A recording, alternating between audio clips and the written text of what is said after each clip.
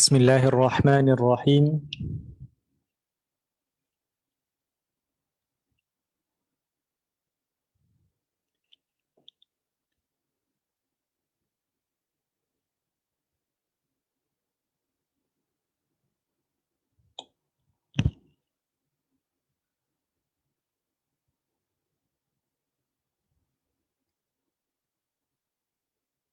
بسم الله الرحمن الرحيم.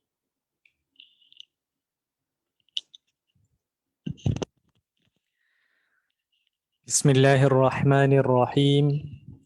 الحمد لله رب العالمين، والصلاة والسلام على أشرف الأنبياء والمرسلين سيدنا محمد وعلى آله وصحبه أجمعين. رب اشرح لي صدري ويسر لي أمري واحلل عقدة من لساني يفقه قولي. أما بعد.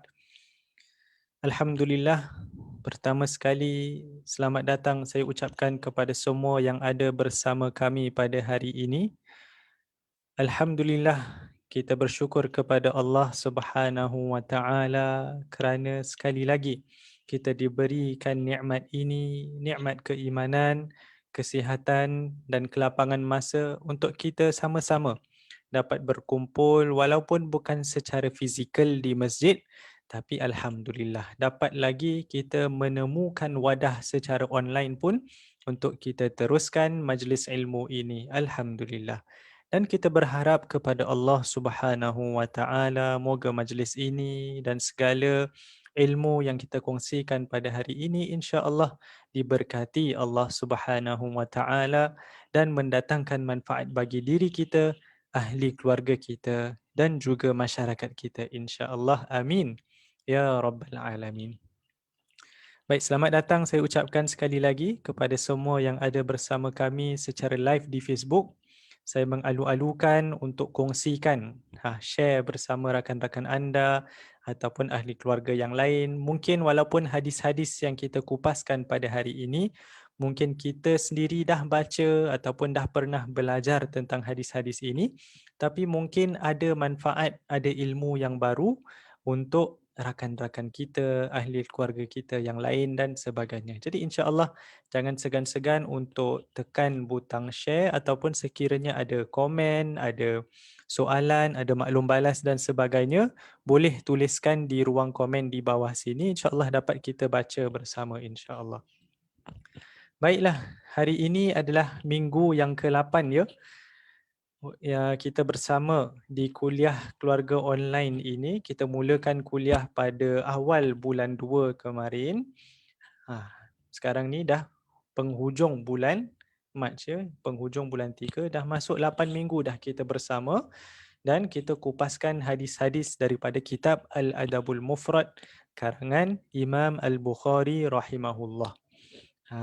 Jadi kitab ini secara khususnya Imam Al-Bukhari sengaja menghimpunkan hadis-hadis daripada Rasulullah sallallahu alaihi wasallam ataupun riwayat kata-kata daripada para sahabat radhiyallahu anhum, kesemuanya khususnya berkaitan adab dan akhlak kita sebagai muslim.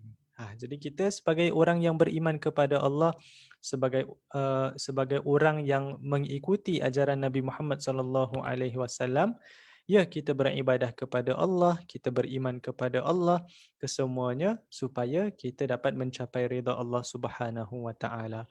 Tapi dalam kita hidup beragama ya tuan-tuan puan-puan sekalian, bukan hanya kita dituntut untuk beribadah sahaja.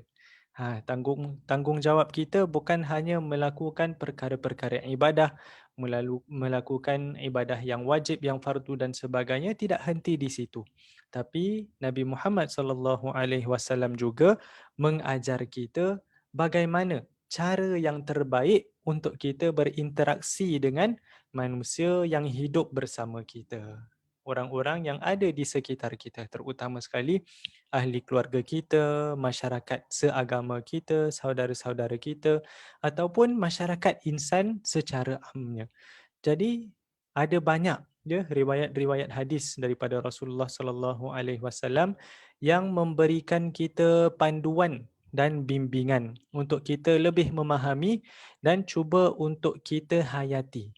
Dalam kehidupan seharian kita sendiri, bagaimana tanggungjawab kita, bagaimanakah peranan kita terhadap insan-insan yang lain di sekitar kita. Begitu juga apakah akhlak dan adab yang dituntut daripada kita sebagai orang Muslim dan mukmin, insya-Allah. Jadi kita lihat kepada tajuk pada hari ini.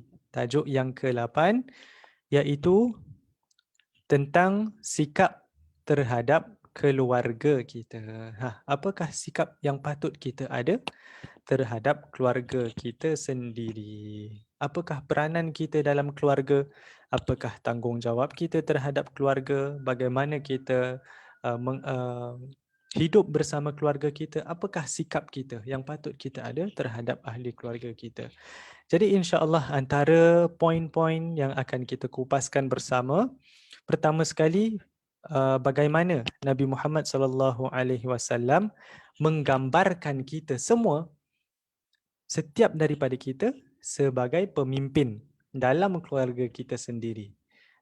Jadi insya-Allah akan kita kupaskan bersama. Tidak hanya terhad kepada lelaki ataupun seorang ayah, bukan hanya seorang ayah yang menjadi pemimpin keluarga, tapi Nabi Muhammad sallallahu alaihi wasallam mengatakan setiap daripada kamu adalah pemimpin. Maksudnya setiap daripada kita ada peranan untuk kita mainkan dalam kehidupan kita. Jadi insya-Allah kita akan kupaskan dengan lebih lanjut nanti. Yang kedua, bagaimana nafkah itu juga dianggap sebagai sedekah. Nafkah kewajipan kita, terutama sekali kaum lelaki diwajibkan untuk memberi nafkah kepada keluarganya sendiri. Dan bagaimana nafkah itu walaupun dilakukan secara harian, disiapkan, mungkin ada yang berikan bulanan dan sebagainya, bagaimana setiap harta yang kita belanjakan pada keluarga kita itu semua dianggap sebagai satu bentuk sedekah. Beruntungnya kita sebagai orang Islam. Perkara yang kita lakukan secara seharian. Ahli keluarga kita, pasangan kita, anak-anak kita terjaga makan minum mereka, diberikan perlindungan, diberikan pakaian yang baik dan sebagainya. Bagaimana semua itu sebenarnya kebaikannya kembali kepada diri kita sendiri dan kita juga diberikan ganjaran terhadap perkara-perkara itu. Dan yang terakhir sekali, apakah peranan takwa? Ketakwaan kita kepada Allah Subhanahu Wa Taala dan apakah kaitannya dengan hidup kita bersama ahli keluarga kita? Kadang kita fikirkan hidup bersama keluarga itu adalah kehidupan seharian kita sebagai seorang insan. Kalau kita cakap pasal takwa, itu adalah hubungan kita bersama Allah. Jadi kita kadang-kadang mungkin fahaman kita adalah kita asingkan. Takwa itu adalah dengan Allah.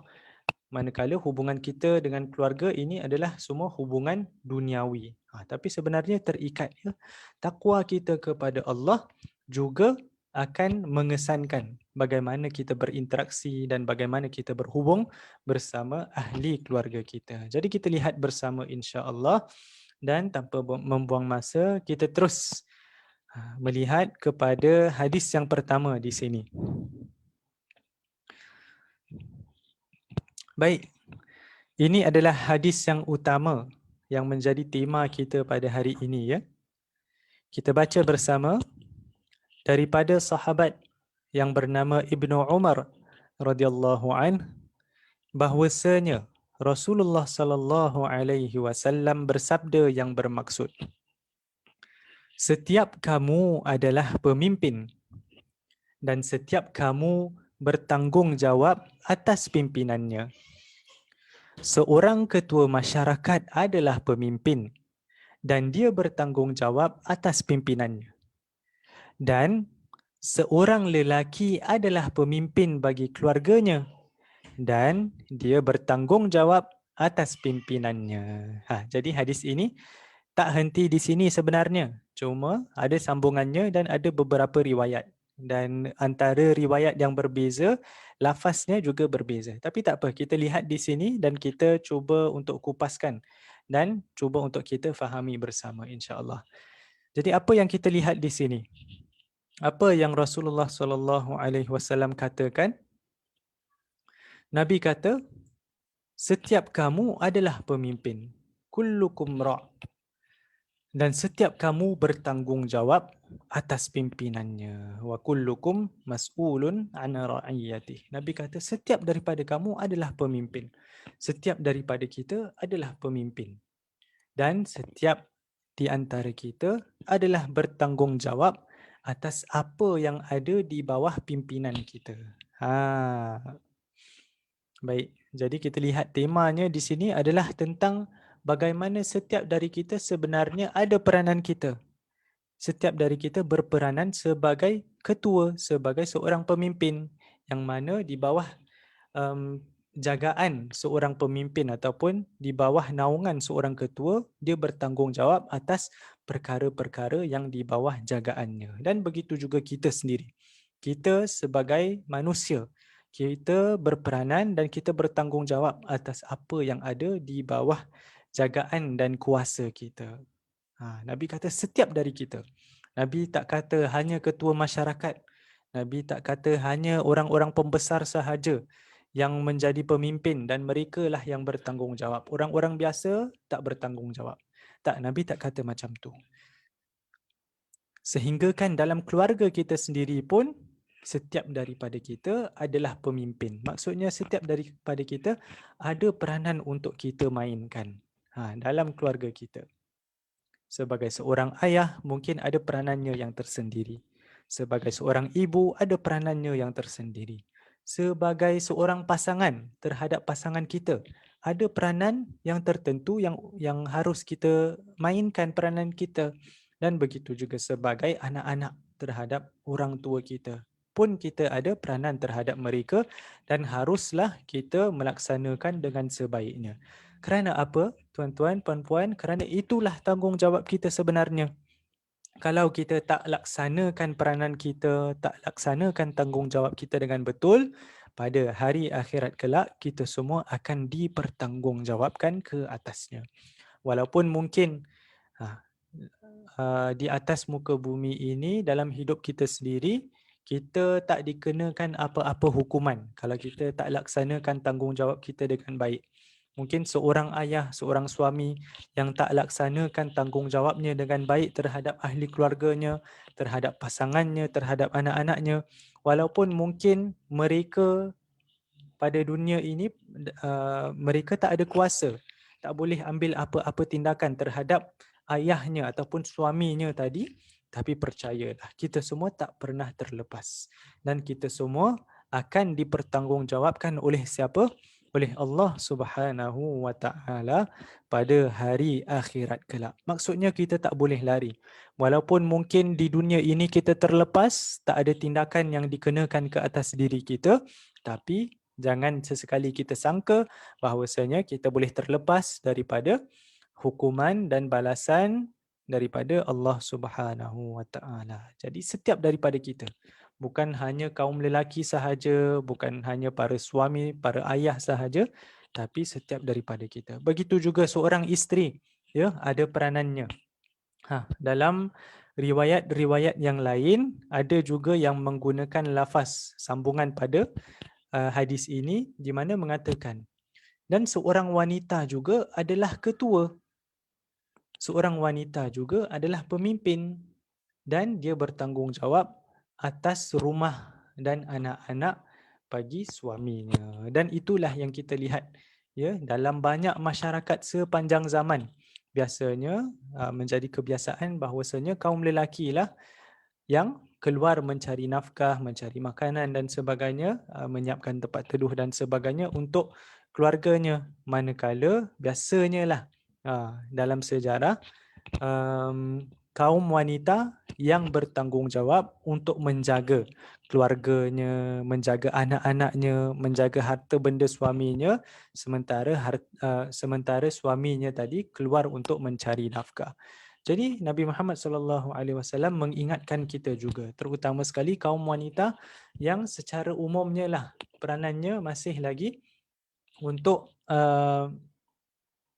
menjaga harta benda ataupun mendidik dan menjaga membesarkan anak-anak pasangannya. Jadi walaupun pada hari ini mungkin lebih ramai wanita yang telah keluar bekerja ya, tapi tak boleh kita kata bahawasanya wanita yang dah keluar bekerja langsung tidak bertanggungjawab untuk menjaga anak-anaknya, langsung boleh melepaskan tanggungjawab itu, langsung tak payah fikir tentang urusan dalam rumahnya.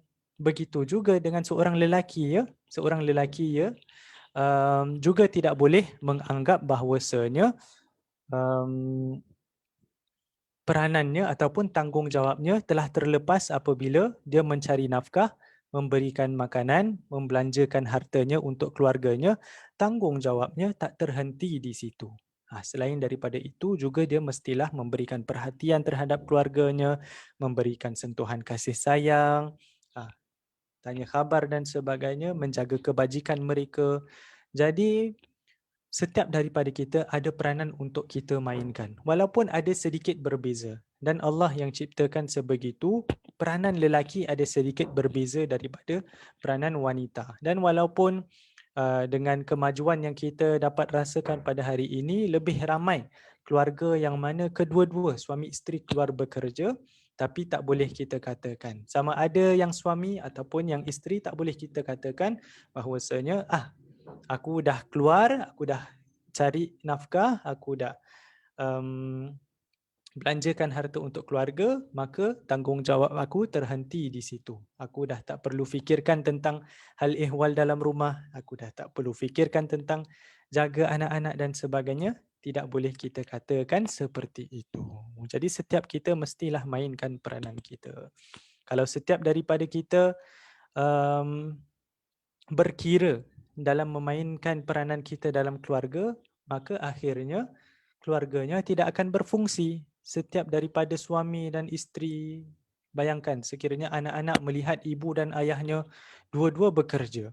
Apabila balik rumah, dua-dua tak melayan keluarganya, tak menguruskan rumah tangganya, tak memberikan perhatian kepada anak-anaknya. Apakah fikiran yang ada dalam minda anak-anak itu apabila melihat sikap ibu dan ayahnya seperti itu? Tidak ya tuan-tuan, puan-puan, walaupun pada hari ini ramai di antara kita yang mana kedua-dua suami dan isteri juga keluar bekerja, tapi jangan sesekali kita lupa tanggungjawab kita terhadap keluarga kita, terhadap isi rumah tangga kita, terhadap anak-anak kita sendiri terutamanya. Begitu juga terhadap ahli keluarga kita yang lain, terhadap ibu bapa kita terutamanya. Jangan kita sangkakan kita dah dewasa, kita dah ada rumah sendiri, dah ada keluarga sendiri, maka itulah um, tanggungjawab kita yang utama, kita laksanakan itu dan itu dah cukup untuk kita. Jangan kita sangkakan seperti itu. Tanggungjawab kita tak lepas terhadap ibu bapa kita sendiri, walaupun kita dah dewasa mana pun, walaupun kita dah tinggal jauh daripada mereka sekalipun, tapi tanggungjawab kita sebagai anak terhadap ibu bapa kita, sebagai orang tua kita, tidak pernah terlepas daripada kita. Tak boleh kita katakan, oh di kalangan adik-beradik aku seorang yang dah berumah tangga, aku seorang yang dah ada rumah sendiri, aku seorang yang mungkin um, tinggal jauh daripada ibu bapa. Lalu disebabkan itu patut adik-beradik aku yang lebih menjaga dan memberikan perhatian kepada orang tuaku. Tak boleh kita katakan seperti itu. Setiap daripada kita memainkan peranan, tak pernah terlepas. Begitu juga terhadap adik-beradik kita sendiri, untuk kita um, ambil tahu tentang perkembangan mereka, tentang kebajikan mereka. Sekiranya mereka perlukan bantuan daripada kita, maka kita sebagai ahli keluarga yang terdekat. Jangan kita tahu adik-beradik kita susah dan sebagainya, kita sengaja memulaukan mereka. Kita sengaja menghilangkan diri kita, lama tak jumpa mereka, lama tak bertanya khabar dengan mereka. Sebab apa? Kita takut sekiranya mereka membebani diri kita dan keluarga kita. Na'udzubillahi min zalik. Itu bukanlah sikap kita sebagai seorang ahli keluarga yang terdekat terhadap adik-beradik kita sendiri terutamanya. Sekiranya mereka perlukan bantuan, maka kitalah, tanggungjawab kita adalah yang paling utama. Jangan sampai ahli keluarga kita yang dekat mereka dalam keadaan susah dan mereka terpaksa pergi ke badan sana, pergi ke sini, dihantar ke sana, dirujuk ke sini tanpa mereka, dengan mereka susah untuk mendapatkan bantuan, sedangkan kita sendiri sebagai ahli keluarga yang dekat, kita hidup dengan selesa dan kita tak ambil tahu tentang keperluan yang um, keperluan asas mereka. Jadi kita sebagai keluarga yang terdekat, kitalah yang paling bertanggungjawab. Jangan sampai kita dipertanggungjawabkan di akhirat kelak, tuan-tuan, puan-puan sekalian. Kita rasa kita nak hidup senang linang atas muka bumi ini, tapi pada hari akhirat kelak mungkin Allah akan tanya kita. Wahai fulan bin fulan, di dunia adik-beradik kamu sendiri, orang tua kamu sendiri hidup dalam kesusahan. Mereka perlukan bantuan, mereka perlukan perhatian, mereka cuba untuk mendekati kamu, tapi kamu langsung tidak memberikan perhatian, langsung tidak menghulurkan sedikit pun bantuan kepada mereka.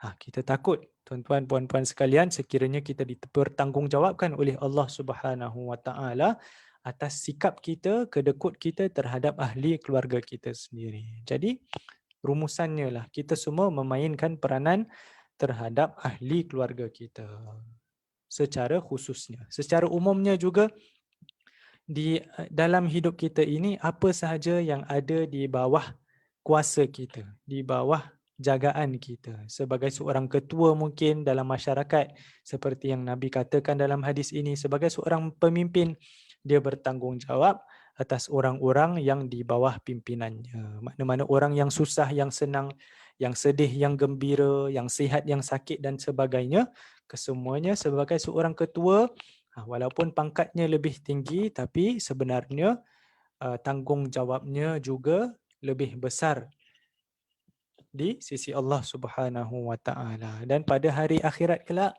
para pemimpin juga akan dipersoalkan, adakah mereka telah melaksanakan tanggungjawab mereka dengan sebaik mungkin. Begitu juga kita mungkin sebagai seorang murid, ya. Dalam urusan sekolah kita, pendidikan kita, mestilah kita berikan perhatian yang sebaiknya yang kita boleh berikan. Untuk kita sentiasa lakukan yang terbaik untuk pendidikan kita. Kerana itulah sebenarnya tanggungjawab kita pada sekarang ini. Dan untuk kita berikan perhatian dan kita kerahkan tenaga, kerahkan usaha yang sewajarnya dengan tanggungjawab kita sekarang ini. Begitu juga dengan nikmat masa yang Allah berikan kepada kita. Pada hari akhirat kelak, kita semua akan dipersoalkan. Apa yang kita lakukan dengan nikmat masa yang Allah pinjamkan kepada kita atas muka bumi ini? Adakah kita gunakan masa kita dengan sebaiknya, dengan memberikan manfaat kepada diri kita, keluarga kita dan masyarakat kita, ataupun kita sia-siakan masa kita walaupun dengan perkara-perkara yang dibolehkan, tapi kita banyak membazirkan masa kita dengan kita tengok TV, kita tengok drama tak putus, kita main game dan sebagainya, kita berborak-borak, kita berfoya-foya dengan rakan-rakan kita, walaupun perkara itu sebenarnya pada asalnya dibolehkan, tapi sekiranya ia tak terkawal ataupun melaratlah, kita tak jaga masa kita dengan sebaiknya, kita takut kita semua akan dipersoalkan oleh Allah Subhanahu Wa Taala. Daripada kita lakukan perkara-perkara itu yang mungkin tak mendatangkan manfaat bagi diri kita, kenapa tidak kita lihat masa ini sebagai sebenarnya satu bentuk pelaburan kita. Masa ini adalah pelaburan kita untuk hari akhirat kita. Hari akhirat kita nanti, pada akhiratlah kita akan mendapat hasil daripada apa yang kita usahakan pada dunia ini. Maka masa kita, hidup kita atas muka bumi ini, mestilah kita gunakan dengan sebaiknya, supaya bukan sahaja kita dapat merasakan nikmat di atas muka bumi ini, bukan sahaja kita mendapat kejayaan di atas muka bumi ini, tapi yang lebih utama daripada itu, kita mengharapkan kejayaan di hari akhirat kelak, insya-Allah. Baik, itu adalah Hadis yang pertama, ya, tentang bagaimana Nabi katakan kita semua adalah seorang pemimpin. Tak kira yang lelaki, yang wanita, yang dah dewasa, yang anak-anak sekalipun, yang masih muda sekalipun, yang kaya, yang miskin, yang dikenali, yang tak dikenali dan sebagainya, setiap kita adalah pemimpin. Maksudnya setiap daripada kita memainkan peranan kita atas muka bumi ini. Peranan kita sebagai seorang Muslim, pertama sekali peranan kita terhadap Allah. Kita menyembah dan kita beribadah kepada Allah, mengharapkan balasan daripada Allah. Ya, itu kita lakukan. Tapi yang kedua juga peranan kita terhadap manusia di sekeliling kita, terutama sekali mereka yang paling dekat dengan diri kita, ahli keluarga kita sendiri, kemudian jiran tetangga kita dan sebagainya, kaum kerabat kita dan setiap sahaja, setiap sesiapa yang berada di sekitar kita, masyarakat kita dan manusia secara amnya. Jadi kita lakukan peranan kita dengan sebaiknya dengan kita mengharapkan ganjaran dan redha daripada Allah Subhanahu Wa Taala, supaya apabila pada hari akhirat kelak, apabila kita semua dipersoalkan tentang peranan kita, tentang tanggungjawab kita atas muka bumi, harap-harap insya-Allah kita semua dapat jawab dengan sebaiknya bahawasanya kita dah lakukan dengan kemampuan kita, kita dah lakukan yang terbaik terhadap peranan dan tanggungjawab kita atas muka bumi ini. Baik, kita langsungkan kepada hadis yang seterusnya. Baik, kita baca bersama insya-Allah daripada sahabat yang bernama Al-Miqdam radhiyallahu an. Beliau mendengar daripada Nabi Muhammad sallallahu alaihi wasallam bersabda, apa yang kau makan untuk dirimu sendiri, maka ia adalah sedekah. Apa yang engkau beri makan terhadap anakmu, isterimu dan pembantumu, ia adalah sedekah. Hadis yang pendek sahaja, yang singkat sahaja dan rasanya jelas secara lafaznya untuk kita fahami. Nabi kata apa? Nabi kata, apa yang engkau makan untuk dirimu sendiri, apa yang kita belanjakan, harta yang kita cari, yang kita belanjakan untuk menyara diri kita sendiri, maka itu semua dianggap sebagai sedekah. Terhadap siapa? Terhadap diri kita sendiri. Dan kita dapat pahala apabila kita lakukan ini, kerana ini dianggap sebagai kita melaksanakan tanggungjawab kita terhadap diri kita sendiri. Ya, tuan-tuan, puan-puan, kita terhadap diri kita sendiri pun sebenarnya kita ada tanggungjawab terhadap badan kita, terhadap diri kita sendiri. Kerana ini adalah pinjaman, ini adalah anugerah daripada Allah Subhanahu Wa Taala. Allah berikan kita tubuh badan yang sihat. Adakah kita menjaga tubuh badan kita dengan sebaiknya? Ya, jadi untuk kita belanjakan harta untuk menyara diri kita sendiri pun, walaupun perkara yang kita lakukan setiap hari, tapi sebenarnya ada ganjaran daripada Allah Subhanahu Wa Taala, terutama sekali sekiranya kita sedar dan kita melaksanakan, kita lakukan ini kerana kita sedar ini adalah tanggungjawab kita. Tubuh badan kita, anggota kita, ini adalah tanggungjawab daripada Allah.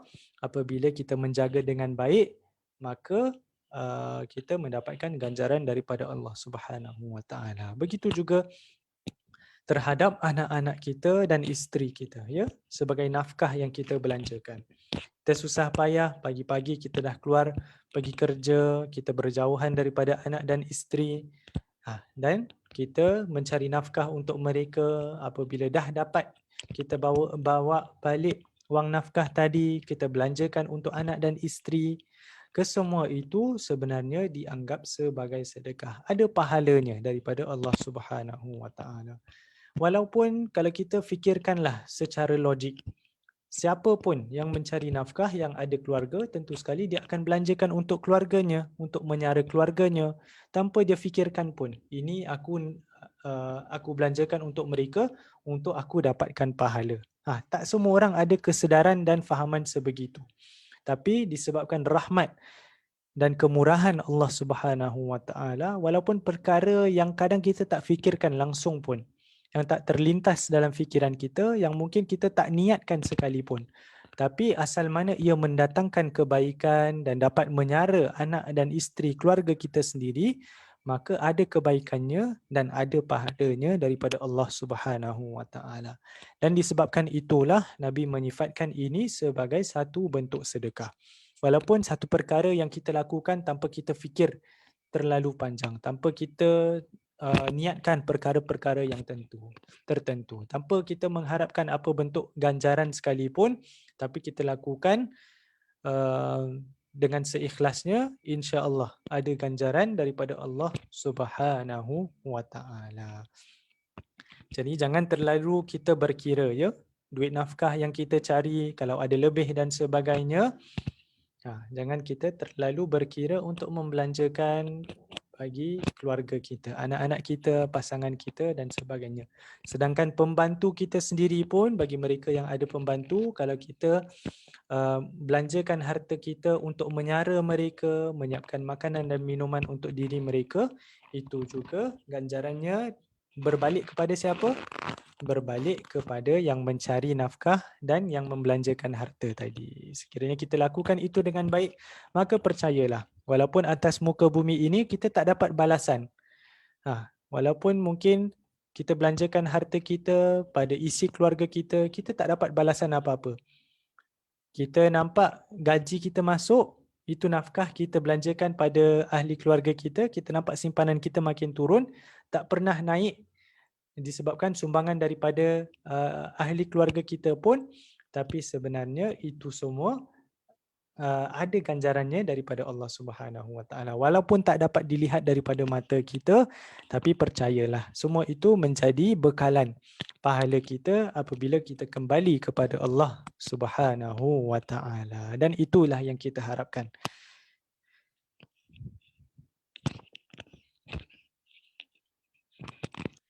Baik, kita lihat kepada hadis yang seterusnya.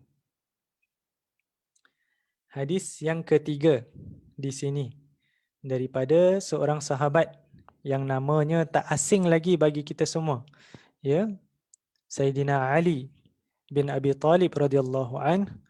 Beliau berkata, adalah perkataan terakhir Nabi Muhammad sallallahu alaihi wasallam, salat, salat dan bertakwalah kepada Allah atas apa yang tangan kamu miliki. Sayyidina Ali bin Abi Talib menceritakan tentang antara perkataan ataupun ucapan Rasulullah sallallahu alaihi wasallam yang terakhir sebelum baginda wafat. Nabi kata apa? Nabi pesan pertama sekali tentang solat. Nabi kata solat, solat. Nabi tekankan dengan Nabi mengulangkan lafaznya. Jadi Nabi memesan kita untuk menjaga solat kita, untuk kita utamakan solat kita. Dan ini sebenarnya adalah kewajipan kita yang utama. Kerana apa? Kerana dalam sehari kita sebagai seorang Muslim, kita melakukan solat fardu 5 kali sehari tanpa tak lepas dalam sehari kita solat 5 waktu yang diwajibkan ke atas diri kita. Maka Nabi tekankan. Dan solat inilah yang menjadi perkara yang pertama yang akan dipersoalkan kepada kita di akhirat kelak. Antara ibadah yang paling pertama yang Allah akan tanyakan kepada diri kita adalah tentang solat. Adakah kita melaksanakan semua solat yang diwajibkan ke atas diri kita? Adakah kita laksanakan solat kita dengan sebaiknya? Adakah kita khusyuk dalam solat kita? Jadi ini adalah kewajipan kita yang utama. Ya, untuk kita menjaga ibadah kita yang wajib terhadap Allah Subhanahu Wa Taala. Itu semua kita tahu dan kita pelajari. Apabila kita kecil, dari kecil sekalipun, apabila kita belajar tentang agama, antara ibadah yang pertama yang diajarkan kepada kita adalah tentang solat. Ini merupakan antara perkara ibadah yang paling asas kerana kita lakukan setiap hari berulang kali, 5 kali dalam sehari. Dan selain daripada perkara yang asas dalam agama ini, iaitu solat, Nabi juga berpesan untuk kita bertakwa kepada Allah Subhanahu wa taala. Bertakwa kepada Allah. Apa maksud takwa? Takwa ini adalah perasaan takut kepada Allah Subhanahu wa taala, di mana perasaan ini yang membuat kita melaksanakan perintah Allah dan kita jauhkan apa sahaja yang Allah larang terhadap diri kita. Itulah takwa kita kepada Allah. Seorang yang bertakwa adalah seorang yang menjauhkan dirinya daripada melakukan dosa-dosa dan maksiat dan yang cuba untuk melaksanakan perintah Allah dengan sebaiknya. Nabi berpesan untuk kita bertakwa kepada Allah atas apa yang tangan kamu miliki. Dan sebenarnya hadis ini termasuk di bawah bab tentang pembantu ataupun hamba, ya. Pada zaman dulu masih ada hamba ataupun pembantu, dan inilah sebenarnya yang dimaksudkan dalam hadis ini.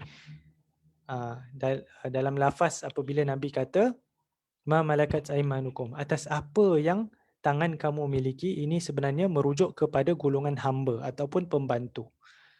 Tapi Nabi suruh kita bertakwa kepada Allah atas golongan ini. Kerana apa? Kerana golongan ini ada bawah jagaan kita. Golongan pembantu, golongan hamba dan sebagainya, mereka di bawah jagaan kita, dan mestilah kita bertakwa kepada Allah walaupun mereka itu kalau kita kata tentang hamba lah, mereka di bawah jagaan kita, mereka tak ada kuasa pun untuk lawan kata dengan kita. Mereka, kalau kita um, lakukan apa sahaja terhadap mereka, mungkin mereka tak ada tempat untuk mengadu dan sebagainya, untuk ambil tindakan dan sebagainya, mereka tak ada kuasa atas diri kita.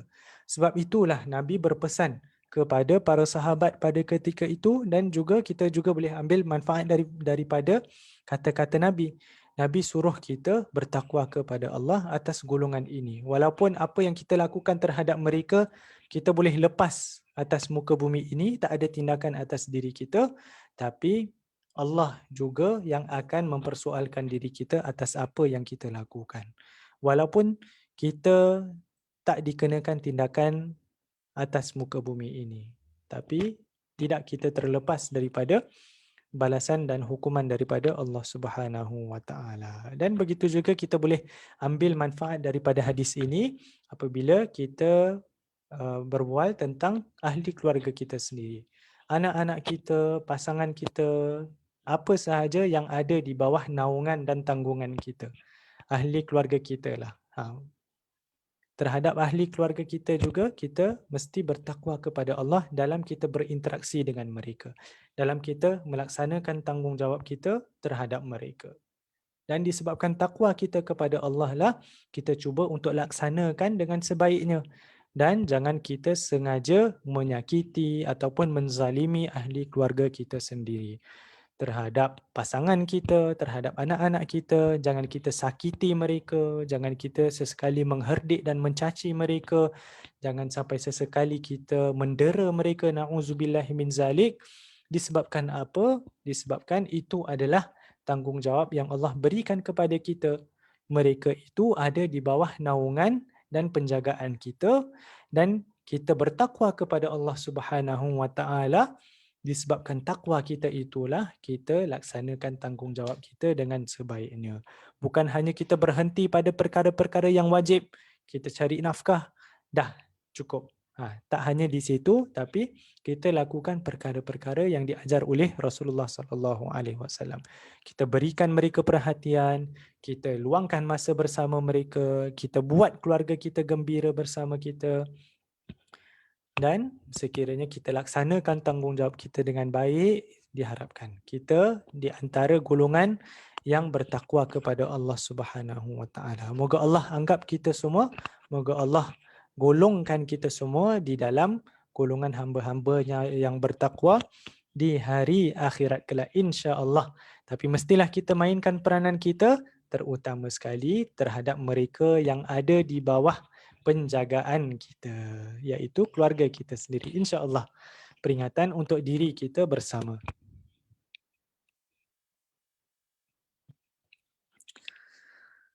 Baik, kita teruskan kepada hadis yang seterusnya. Hadis yang keempat dan insya-Allah hadis yang terakhir untuk hari ini daripada sahabat yang bernama Anas bin Malik radhiyallahu an. Anas bin Malik ini sedikit latar belakang bagi Anas bin Malik ini, beliau menjadi khadim, menjadi pembantu bagi Rasulullah sallallahu alaihi wasallam dari usia yang kecil. Ulama rata-rata mereka mengatakan daripada usia Anas tidak lebih daripada 13 tahun. Kalau umur budak sekarang lah ikut peringkat sekolah, peringkat menengah satu.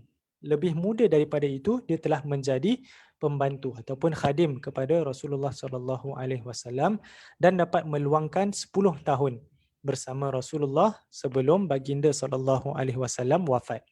Jadi ini adalah antara riwayat yang diceritakan oleh Anas bin Malik.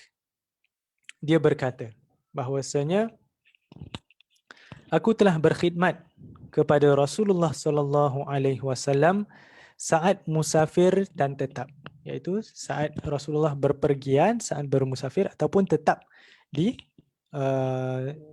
Madinah. Bermula dari kedatangan baginda sallallahu alaihi wasallam ke Madinah sehinggalah wafat baginda sallallahu alaihi wasallam. Baginda sallallahu alaihi wasallam tidak pernah menegur aku bagi sesuatu yang aku buat. Kenapa engkau buat begini? Dan baginda tidak pernah berkata kepadaku bagi sesuatu yang aku tidak buat, kenapa engkau tidak lakukan sebegini? Jadi ini adalah maklum balas ataupun review lah kita boleh katakan daripada seorang Anas bin Malik apabila dia memberikan gambaran tentang sikap Rasulullah sallallahu alaihi wasallam terhadap dirinya sebagai seorang pembantu, sebagai seorang khadim terhadap baginda sallallahu alaihi wasallam. Dia kata apa? Sepanjang 10 tahun yang dia ada bersama Rasulullah sallallahu alaihi wasallam, Nabi tidak pernah menegur, Nabi tidak pernah menyalahkan dirinya bagi sesuatu perkara yang dia pernah buat. Nabi tak pernah persoalkan, kenapa kau buat macam tu?